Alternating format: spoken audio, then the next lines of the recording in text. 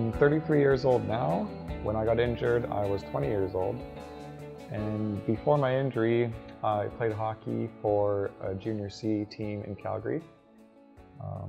I was also playing in the military with my military hockey team. I was a military police officer in the Army Reserves for the past year before my injury. And yeah, I was also going to school. I just completed my second year of a Justice Studies degree program at Mount Royal in Calgary.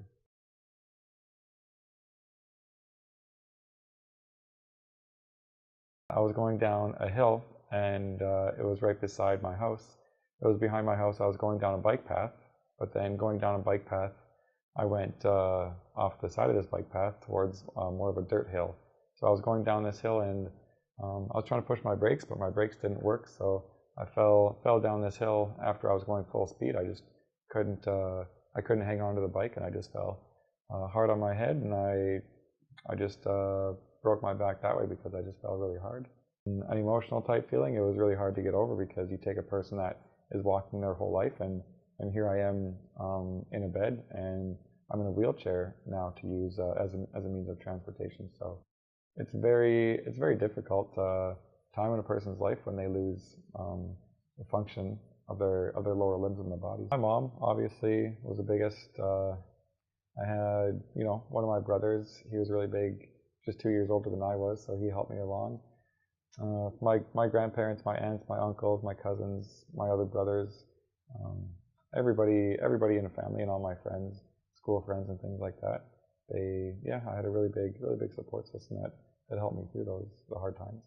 But before, I thought my sporting career was over after I got injured. So I thought I would take a different path and focus on my employment. So I went back to school and I got my degree, and I was working in the force for a few years. And I came out to Vancouver after being injured for 3 years in Calgary. And I worked out in Vancouver for a few years, and then I started to get into sports. Maybe 6 years after my injury, I realized that I could play sports again. Immediately after my accident, I thought that I had no place in sports after that, because I never considered being a disabled athlete. I thought if you were disabled back then, I didn't think you'd have a chance to play any sports.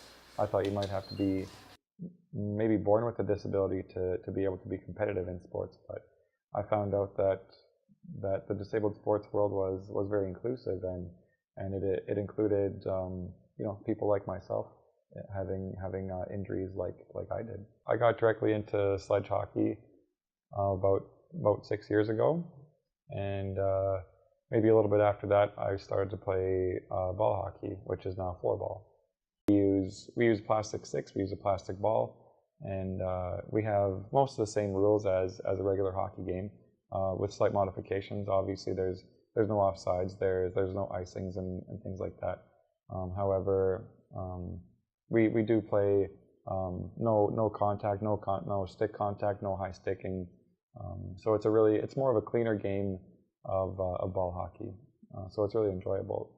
I've kind of seen Kyle be able to grow both as an athlete and as a leader, and so it's pretty great that over time that he's been more involved with getting teams facilitated, making sure that we have involvement in trips to Europe and these big international competitions that are taking place, and he really is the driving force behind making sure that we have time to train together, that we have time to practice together, that we are involved in fundraising as a group to try and support the funds that will allow us to be able to do all this great traveling, and then kind of once we're able to do that traveling, to really take on that coaching role as well as that player role and the leader role, in order to make sure that we as a group are performing at the best level that we possibly can. For a team to get to Switzerland, I was hoping we could raise around $5,000 to get over there for one tournament. So I set up a goal of $10,000 on our GoFundMe page, and so far we're halfway there. So I think we're pretty much covered for our trip to Switzerland. So We had this fundraiser today because we wanted to help out our wheelchair floor hockey team to get over to Switzerland to play in the Swiss Wheelie Open in April.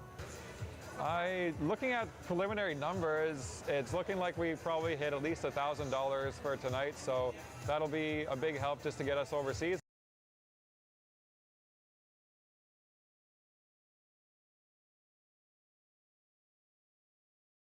Is good, very good. I have no complaints about my life. I have a really nice house that I live in. I live in a housing co-op in one of the nicest neighborhoods in Vancouver that you could ever see. I'm the chair of the maintenance committee, and I'm also vice president of this co-op now. So I have a pretty big role in this place where I live. So it's given me a lot of responsibility, and it gives me a lot of meaning in my life too.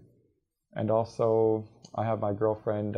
She's here with me a lot of the time too. So I'm very lucky to have a partner in life. That's for sure. And I also have a great life in travels wise. I get to go to a lot of different countries. I got to go to a lot of different provinces. So it took me quite a while to get over it. And I would always think back and think, what if I wasn't listening to my iPod at the time of my accident? Or what if I was wearing a helmet at the time? Or what if I had taken the bus to work that day? Or a lot of what ifs. But really, you can go about this any way you want to, but it doesn't turn back time. It doesn't fix any of your problems. You just have to get over these problems, and you have to realize what you have in your life, and realize how lucky you actually are to be living.